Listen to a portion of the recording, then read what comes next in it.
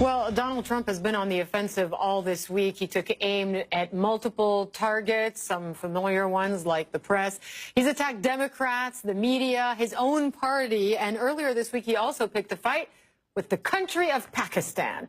During a formal scripted speech, Donald Trump outlined his new plan for the U.S. mission in Afghanistan, and he had harsh words for Pakistan, accusing the country of sheltering terrorists.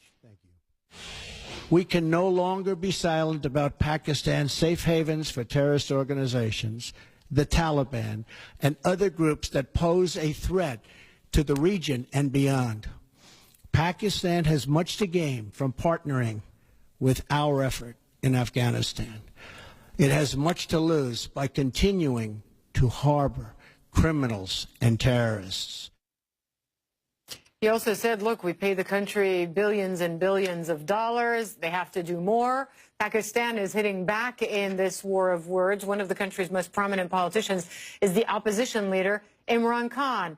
I spoke with him a short time ago. I began by asking him for his reaction to Donald Trump's tough talk. Well, Hala, it's something every Pakistani feels hurt, humiliated. It's a country that has that collaborated with the U.S. after 9/11, and by joining the U.S. in the U.S. war on terror, we ended up losing something like 70,000 people dead, over $100 billion lost to the economy, and the tribal areas, which is adjoining the Afghanistan, were a population of 6 million, almost at one point 80% were homeless IDPs.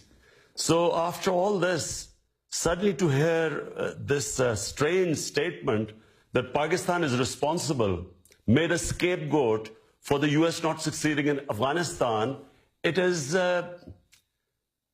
I just have to say that it is deeply painful for all of us. So you don't acknowledge that Pakistan is turning a blind eye sometimes, the government itself?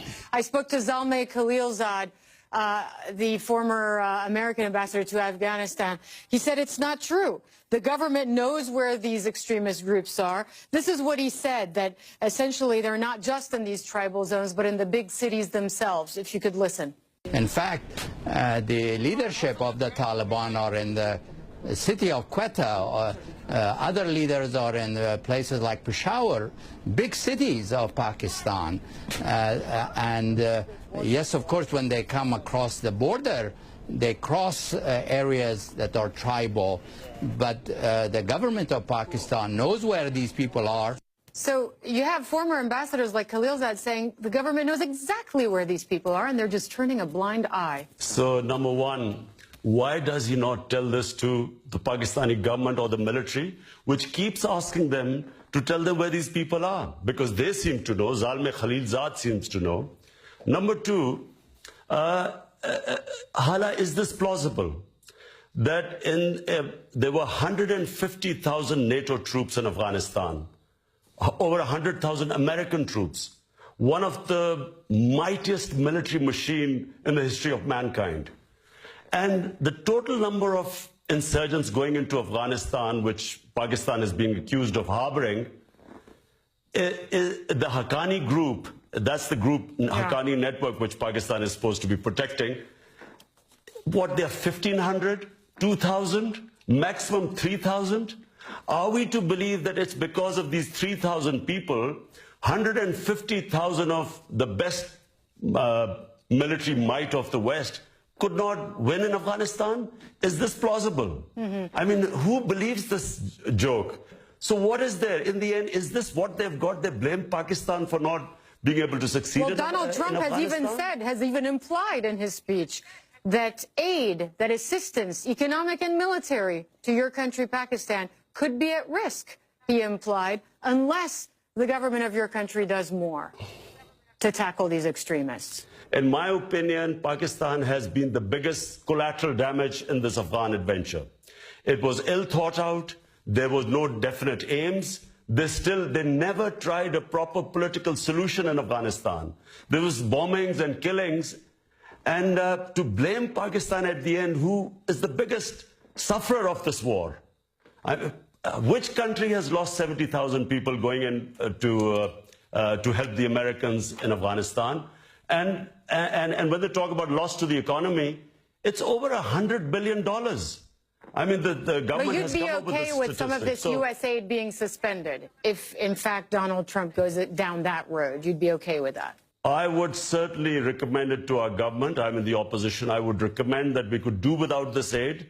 We are much better off staying out of Afghanistan. This aid has been very costly to us in terms of, as I said, not just the loss to the economy, but the number of Pakistanis killed, wounded, lost limbs in these bomb attacks. We would do without this aid. You do admit, though, that your country has a terrible problem with some of these groups that carry out horrific attacks. Just a few months ago in Lahore, 80 people killed in a single attack. If you were prime minister, if you were the head of the government, what would you do differently? In my opinion, Pakistan, all the political parties have come to the table and we have come up with what is called the National Action Plan, where we feel that all militant groups within Pakistan should be disarmed. So this is a consensus reached in Pakistan after all this bloodshed. And that's really the way of going about it, because the legacy of the 80s has to be brought to an end. And only the government should have monopoly of arms. One last thing, a message to Donald Trump. I mean, you heard what he had to say about your country. You heard what he had to say about his strategy for Afghanistan, your neighbor. What would you tell him? What would your advice be? I would say that this is a deeply flawed policy. It's more of the same. If he's going to send more troops, what are these troops going to do which 150,000 NATO troops could not do? And I feel that his stated policy of killing the enemy, I mean, that's what they've been doing for all this while. I think they should change policy. They should engage the neighbors. That means China, Russia, and Iran. And they should try and form a government of consensus. And actually, the U.S. should think of leaving Afghanistan, because as long as there are troops in Afghanistan, there's always going to be a problem. If they can do it simultaneously, get the neighbors on the same table, bring them on a dialogue with the Taliban, and then have a withdrawal, and at the same time, a government of consensus is set up in Afghanistan. To me, this is the only solution. Do you see yourself as having a clearer path to becoming prime minister? I know you're in the opposition now, but Nawaz Sharif was removed a few weeks ago. How do you see the next few months playing out for you in terms of that ambition? Well, I'm, a sportsman. My training is as a sportsman, so I'm always optimistic. I always think I'm going to win. And I do feel this time that this is our time, this coming election.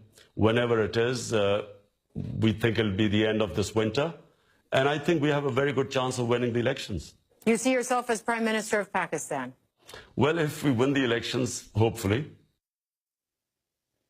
Imran Khan there speaking to me earlier with reaction to Donald Trump and also his hopes, his political ambitions over the next several months. Now, the